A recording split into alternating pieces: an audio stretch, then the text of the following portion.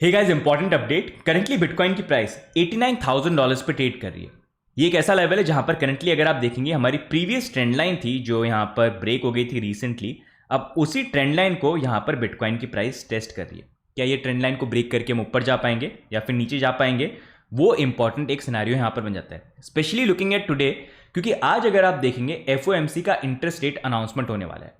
ये पहला interest rate announcement होगा। रिसेंटली यहाँ पर डोनाल्ड ट्रंप और जेरोमी पावल के बीच में जो एक तरह से बैटल यहाँ पर हुई है, जहाँ पर लॉ सूट भी कर दिया जेरोमी पावल के अगेंस्ट में, एंड उन्होंने बोला मेरे ऊपर प्रेशर क्रिएट किया जा रहा है कि इंटरेस्ट रेट को मैं कम करूँ। तो आज रात को क्या वो इंटरेस्ट रेट कम करते हैं कि नहीं करते हैं, और उससे ज़्यादा इंपॉर्टेंट चीज़ जो है इंटरेस्ट रेट अनाउंसमेंट, तो बेसिकली जो भी है स्पीच के अंदर वो क्या बोलते हैं, और जब वो बोलेंगे मार्केट पे क्या रिएक्शन होगा, we'll be talking about in today's video. साथ में करंटली अगर आप देखेंगे एक और एक्सचेंज एमएक्सी ने रिसेंटली यहाँ पर अपने ऑपरेशन जो है फ्रीज यहाँ पर कर दिए। तो बहुत सारे एमएक्सी के यूजर्स हैं जिनके बेसिकली यहाँ पर क्वेश्चन होंगे कि कौन से हम प्लेटफॉर्म को यूज़ करें, कौन से एक्सचेंज को यूज़ करें। क्योंकि अगर आप करंटली देखेंगे तो भाई ऑप्शन तो बहुत सारे हैं, बहुत सारे एक्सचेंजेस यहाँ पर हैं, लेकिन भाई फंड अपने सेफ रखने भी यहाँ पर ज़रूरी है। तो ज़रूरी है यहाँ पर भाई टू लुक आउट फॉर कि अगर मैं प्लेटफॉर्म यूज़ कर रहा हूँ तो मेरे को ढंग के प्लेटफॉर्म पे अपने पैसे यहाँ पर रखने हैं, कल को गायब यहाँ पर नहीं हो जाए। तो मैं खुद पर्सनली भी यहाँ पर शेयर करूँगा। अभी जैसे मैं करंटली कौन से प्लेटफॉर्म जो है वो मैं खुद यहाँ पर यूज़ करता हूँ, एंड क्या चीज़ें हैं जो आपको प्लेटफॉर्म यूज़ करते टाइम याद रखनी चाहिए। क्योंकि देखो ऑप्शन बहुत सारे हैं, ठीक है, ट्रेड करने के लिए अच्छा है, लेकिन अगर ध्यान नहीं रखा ना, एक गड़बड़ और आपके पूरे फंड जो है हमेशा के लिए गायब हो सकते हैं, just because you are looking for options की नया प्लेटफॉर्म कौन सा है, उसमें कुछ चीज़ें दिखी, that's why without checking the important stuff you started using it, right. तो इन सारी चीज़ों के बारे में we'll be talking about in today's video. लेकिन आगे बढ़ेगा इससे पहले वीडियो को कर दो लाइक, चैनल पे कर दो सब्सक्राइब, और डिस्क्लेमर पढ़ लो अभी की अभी कभी, और टेलीग्राम हवेली भी ज्वाइन कर लेना।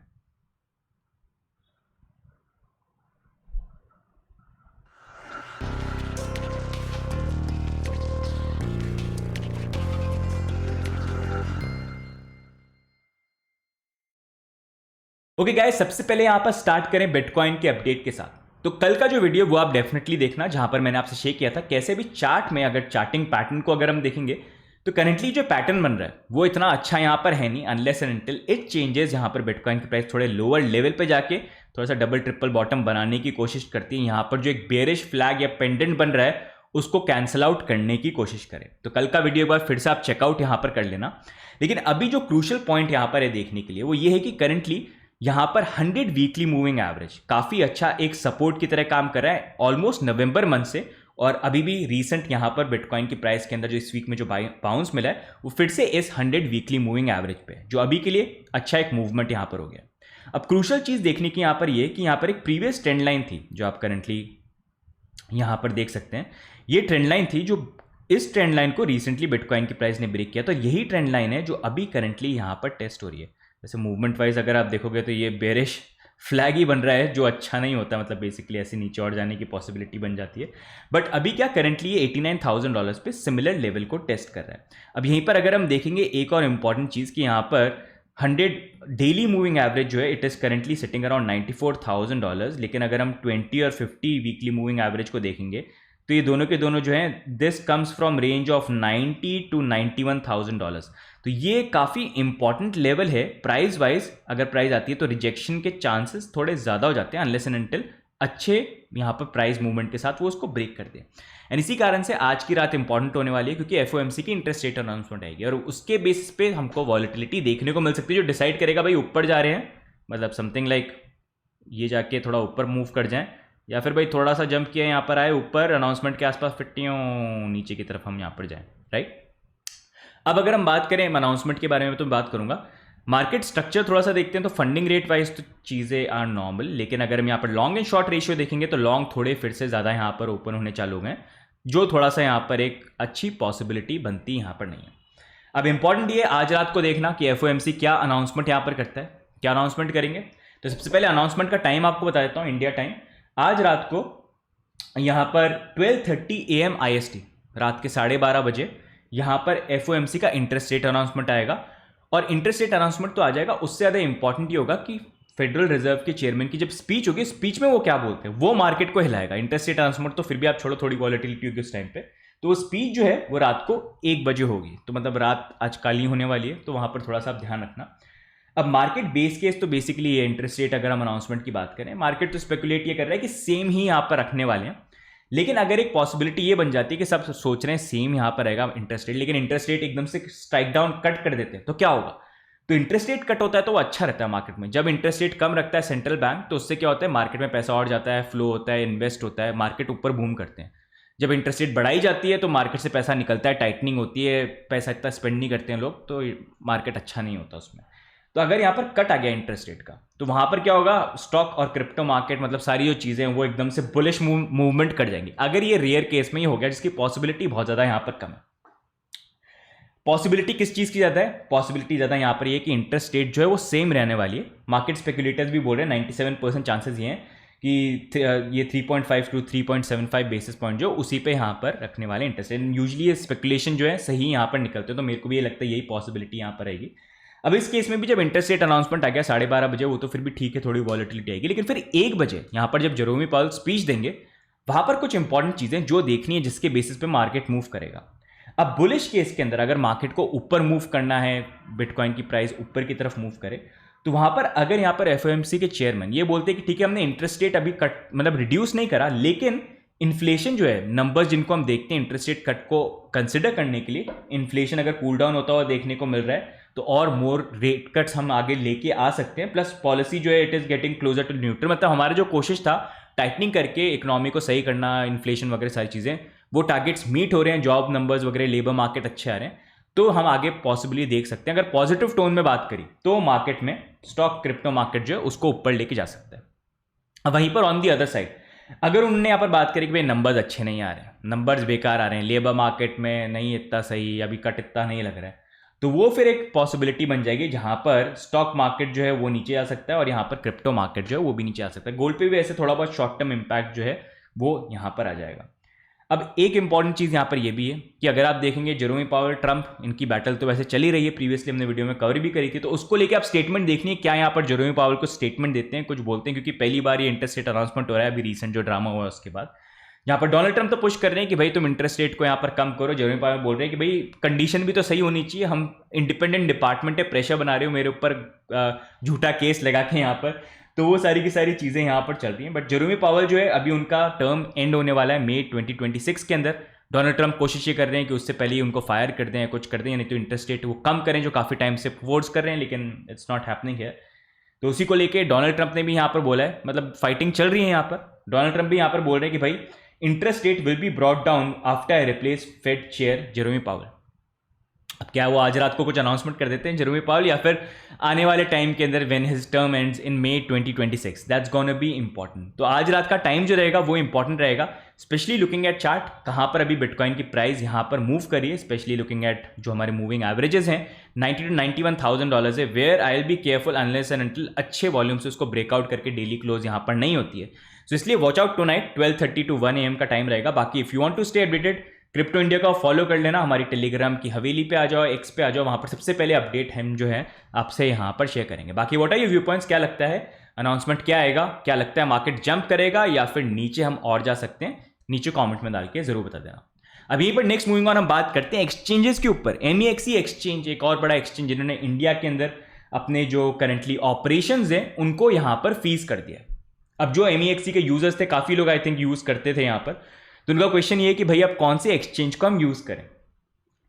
तो यूजली यूजर्स तो ये देखते हैं भाई किस तरह के ऑप्शन, किस तरह की फैसिलिटीज मेरे को एक्सचेंज के ऊपर मिल रही है, जो मोस्टली सारे एक्सचेंज पे मिल जाती है, लेकिन कुछ इंपॉर्टेंट फैक्टर्स भी हैं जो यहाँ पर ध्यान रखने के लिए, जो स्पेशली मैं भी ध्यान रखता हूँ। जैसे देखो एक्सचेंजेस तो बहुत सारे हैं आज के डेट में, ग्लोबल एक्सचेंजेस हो गए, FIU रजिस्टर्ड एक्सचेंज हो गए, नॉन KYC एक्सचेंजेस हो गए, डिसेंट्रलाइज्ड प्लेटफॉर्म हो गए, लेकिन डिपेंड करता है कि भाई अगर मैं इन्वेस्ट कर रहा हूँ तो मेरे को किस तरह का इन्वेस्टर हूँ, किस तरह का मैं ट्रेडर हूँ। कई बार मेरे को जो चीज़ें चाहिए, जो टोकन्स चाहिए, वो मेरे को अवेलेबल नहीं होते प्लेटफॉर्म पे, तो दूसरी जगह पे भी देखता हूँ, तो based on that I use different platform. लेकिन एक्चुअली अगर आप बड़े अमाउंट की बाइंग या सेलिंग या ट्रेडिंग भी यूज कर रहे हो और उसमें सेंट्रलाइज प्लेटफॉर्म को यूज कर रहे हो, तो वहाँ पर कुछ फैक्टर्स ध्यान रखने जरूरी हैं, क्योंकि देखो कोई एक्सचेंज का किसी दिन बुरा दिन आ गया तो एक्सचेंज वो बंद भी हो सकता है, वो जा भी सकता है। Previous cases we have seen जहां पर काफी क्रूशियल ऐसे टाइम भी आया था, जैसे बाइनेंस वाला जब बीच में केस वगैरह होता, thankfully everything was okay and Binance is still one of the leading exchange, लेकिन स्टिल एक डाउट मार्केट में बन गया था। वहीं पर FTX भी था, इतना ट्रस्टेड, मतलब सेकंड बेस्ट एक तरह से कहीं ना कहीं था, लेकिन FTX के साथ भी we have seen what happen, जबकि इतना डीपली इन्वॉल्व था यूएस गवर्नमेंट, हर जगह डोनेशन हो रहे हैं, इतने लोग उसमें पैसे रखते थे, वी सॉ व्हाट हैपन।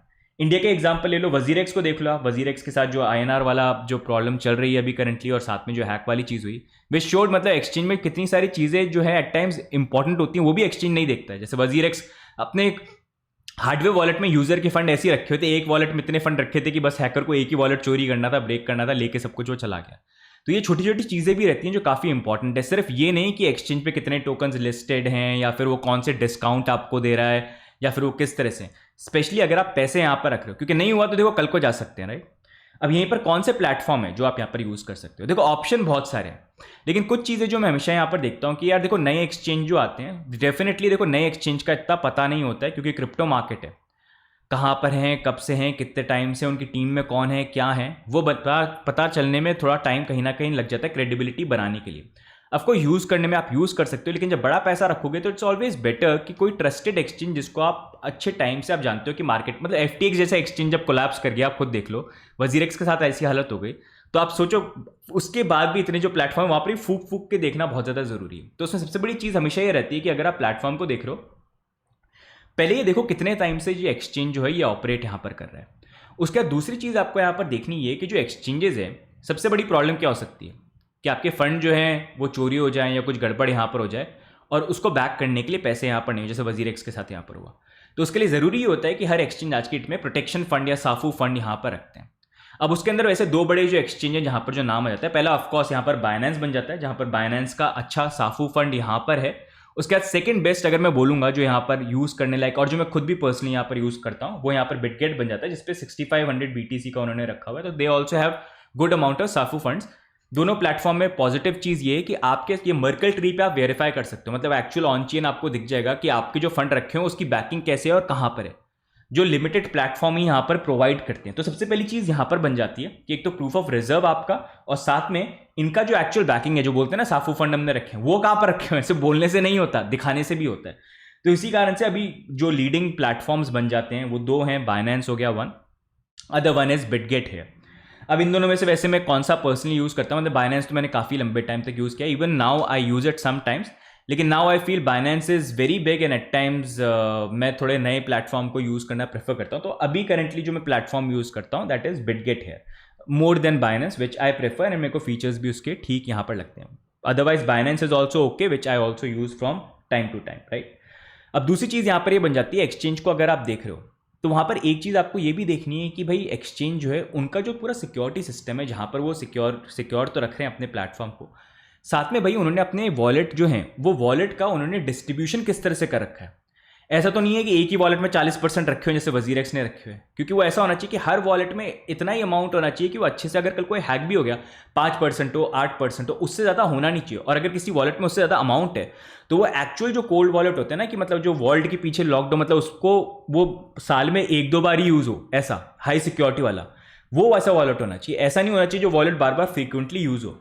तो उस तरह की सिस्टम यहाँ पर काफ़ी ज़्यादा ज़रूरी है, जो बेसिकली यहाँ पर बाइनेंस एंड बिटगेट जो बड़े एक्सचेंजेस है वो उसको यहाँ पर फॉलो करते हैं एज दे क्लेम। उसके बाद नेक्स्ट जो इंपॉर्टेंट चीज़ हो जाती है, अब देखो ये सिक्योरिटी वाली बात तो हो गई, लेकिन एक इंपॉर्टेंट चीज़ ये भी रहती है कि लिक्विडिटी है कि नहीं है। पता चले बाय सेल करने जा रहे हो, भाई लिक्विडिटी नहीं है, कुछ बेच रहे हो खरीद रहे हो, ऊपर नीचे हो जाए, काफ़ी प्लेटफॉर्म पे होते हैं, राइट। तो वहाँ पर लिक्विडिटी काफ़ी इंपॉर्टेंट रहती है कि अगर आप बाय सेल कर रहे हो तो उस एक्सचेंज पे, बड़ा एक्सचेंज है, बड़े लोग, काफ़ी लोग ट्रेड करते हैं, VCs वगैरह भी आते हैं, तो उसमें लिक्विडिटी ज़्यादा रहती है, तो वहाँ पर आप ट्रेड ज़्यादा कर सकते हो। तो उसके लिए लिक्विडिटी काफ़ी इंपॉर्टेंट रहती है, वैसे इन दोनों प्लेटफॉर्म पे अच्छी यहाँ पर है। उसके बाद नेक्स्ट मूविंग ऑन, अगर हम यहाँ पर बात करेंगे तो ओवरऑल अगर की टेक अवेज हो गए कि अगर आपको प्लेटफॉर्म यूज़ करना है तो उसके अंदर आप देख लो, अगर ग्लोबल एक्सचेंज आप यूज़ करना चाहते हो तो उसके अंदर लिक्विडिटी जो है वो यहाँ पर अच्छी होनी चाहिए, प्रोटेक्शन फंड यहाँ पर होना चाहिए, जिसके अंदर बेसिकली बाइनेंस एंड बिटगेट, ये दो प्लेटफॉर्म यहाँ पर आते हैं। तो अभी अगर ग्लोबल एक्सचेंज की बात करेंगे तो मैं जो करंटली यूज़ कर रहा हूँ, बाइनेंस हो गया, बिटगेट यहाँ पर हो गया, नॉन KYC एक्सचेंज हो गया, उसके अंदर मैं बिटयूनिक्स को यूज़ यहाँ पर कर रहा हूँ अभी करंटली।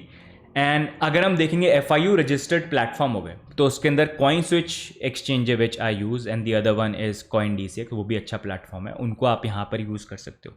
तो ये कुछ प्लेटफॉर्म है जो आप यूज़ कर सकते हो। एंड आई अंडरस्टैंड हर किसी की अलग अलग नीड है, किसी को FIU रजिस्टर्ड वाला चाहिए, किसी को ग्लोबल एक्सचेंज की है, किसी को नॉन KYC वाला चाहिए। तो उसी के अकॉर्डिंग आज की वीडियो में मैंने जो शेयर किया MEXC, क्योंकि वो ग्लोबल एक्सचेंज था, तो उसके अकॉर्डिंग आप कौन से प्लेटफॉर्म को यूज़ कर सकते हो। तो वहाँ पर अगर आप देखोगे, वैसे बाइनेंस जो है वो FIU रजिस्टर्ड करंटली यहाँ पर हो गया, Bitget I think in process है लेकिन अभी तक यहाँ पर हुए नहीं है, लेकिन that's also one option that you have. तो उसके अकॉर्डिंग आप देख सकते हो। अगर FIU रजिस्टर्ड में आपको यूज़ करना है इंडिया ऑन चेन रेल्स के साथ, तो उसमें आप कॉइन स्विच को देख सकते हैं, good platform, they are also partnered with us. साथ में CoinDCX को भी आप देख सकते हैं, दैट इज़ ऑल्सो गुड। साथ में अगर आपको ग्लोबल एक्सचेंजेस में देखने हैं तो Binance is there, Bitget is also there. उसके बाद अगर आपको नॉन KYC के अंदर देखना है तो BitUnix को देख सकते हैं, और भी ब्लोफिन वगैरह और भी कुछ प्लेटफॉर्म है, लेकिन करंटली मैं BitUnix को यूज़ कर रहा हूँ तो उसको आप देख सकते हैं। तो ये कुछ प्लेटफॉर्म है guys which you can check it out. साथ में I will also try to put ये सारे जो एक्सचेंजेस हैं उनके लिंक नीचे, ताकि आप अगर आपको साइन अप करना है तो you can sign up and indirectly it will also support us. साथ में आप बताना मेरे को नीचे कमेंट करके कौन से प्लेटफॉर्म जो है आप यहाँ पर यूज़ करते हैं, और अगर आपका MXC पे अकाउंट था तो आपने कौन से एक्सचेंज के ऊपर यहाँ पर मूव किया है, और कौन से ग्लोबल एक्सचेंज को आप यहाँ पर ट्रस्ट करते हैं और यूज करते हैं। Which one do you like better here, do let me know in the comments. तो गाइस आज के अपडेट में ओवरऑल यही अपडेट्स थे, बाकी देखते हैं रात को आज होता क्या है, क्या लगता है कमेंट्स में डाल के जरूर बताना। बाकी मिलेंगे हम नेक्स्ट अपडेट के अंदर। सी यू गाइस, बाय बाय।